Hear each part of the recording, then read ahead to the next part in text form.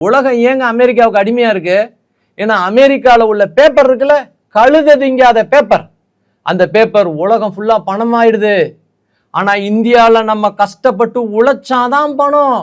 நம்ம பேப்பர் நம்ம பார்டரை தாண்டிச்சுன்னா வெறும் காகிதம் தான். அமெரிக்க டாலருக்கு எக்ஸ்சேஞ்ச் ஆகணும். இதை பலப்படுத்துறதுக்கு தானே இத்தனை நாள் அந்த ஆள் பண்ணிருக்கிறாங்க. இதை எதிர்த்த முதல் நாடு யாருங்க? சைனா. சைனா இது எதுக்குறதுக்காக சைனாவோட கூட்டு சேர்ந்த 3 நாடு யாருங்க?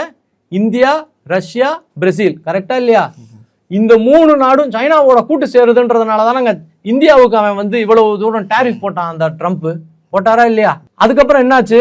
நம்மளால அடி தாங்க முடியல. உண்மையை தான் சொல்லணும். எல்லாரும் நம்மளுக்கு அகேன்ஸ்டா போறான். நம்ம ஊர் மக்களும் அகேன்ஸ்டா போறான். நம்ம பிரதமரை கொல்றதுக்கு இங்க மணிப்பூர் பக்கத்துல ஆளை அனுப்புனா, பக்கத்துல இருக்கிற பங்களாதேஷ்ல புரட்சியை பண்ணி ஆட்சி மாற்றம் பண்ணா, அங்க உள்ள இருந்து பல பிரச்சனையை பண்ணா, நம்ம ஊர் பிரதமருக்கு உயிருக்கே ஆபத்தான சூழ்நிலை வந்தது. ரஷ்யாக்காரன் நம்ம ஊர் பிரதமரை கூப்பிட்டு காருக்குள்ள உட்காந்து 40 நிமிஷம் பேசினாரா இல்லையா? கவனமா இருங்க சார், மோடி சார், நீங்க அமெரிக்க டாலருக்கு அகேன்ஸ்டா பேசுறதுக்கு லைட்டா ஆரம்பிக்கிறீங்க. உங்களை என்ன வேணாலும் பண்ணுவானுங்க. உங்க ஊர் மக்களே உங்களுக்கு அகேன்ஸ்டா போவாங்க. உங்க காங்கிரஸ்காரன் எங்க அமெரிக்காக்காரனோட கை கோர்த்துட்டான், கொஞ்சம் கவனமா இருங்கன்னு சொல்லி அனுப்புனாரா இல்லையா? ஞாபகம் இருக்கா இல்லையா? அதுக்கப்புறம் நம்ம என்ன பண்ண முடியும்? எவ்வளவுதாங்க கொடுக்கறது இந்த பிரதமர்? இந்த பிரதமர் இதுக்கு மேல என்ன கொடுப்பாரு? அவர் உயிரை தான் நம்ம கொடுக்கணும். அதையும் இந்த இந்திய பொதுமக்கள் பேய் மாதிரி வாங்கி சாப்பிடணும்னு நினைப்பானுங்க போல.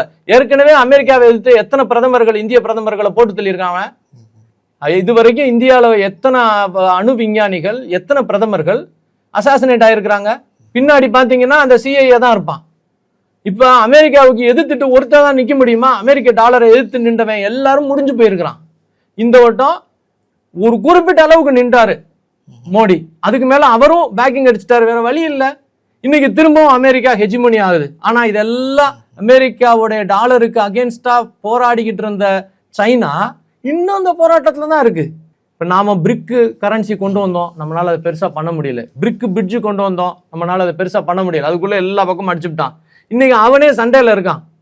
இன்னைக்கு சைனா இன்னும் அவன் கூட எதிர்த்து அமெரிக்காவுடைய டாலருக்கு அகேன்ஸ்டா போராடிக்கிட்டு இருக்கு. இதுக்கு பின்னாடி அமெரிக்க டாலரா இல்ல அமெரிக்க டாலருக்கு எதிராக இன்னொரு ஹெஜிமனி உருவாக போதா?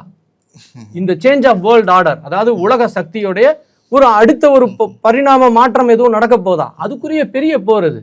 இதுல இந்தியானால பெருசா ஒன்றும் பண்ண முடியாது. இது சைனாவுக்கும் அமெரிக்காவுக்கும், சைனாவுக்கு பக்கத்துல இருக்கிற ரஷ்யாவுக்கும் அமெரிக்காவுக்கும் உள்ள பிரச்சனை.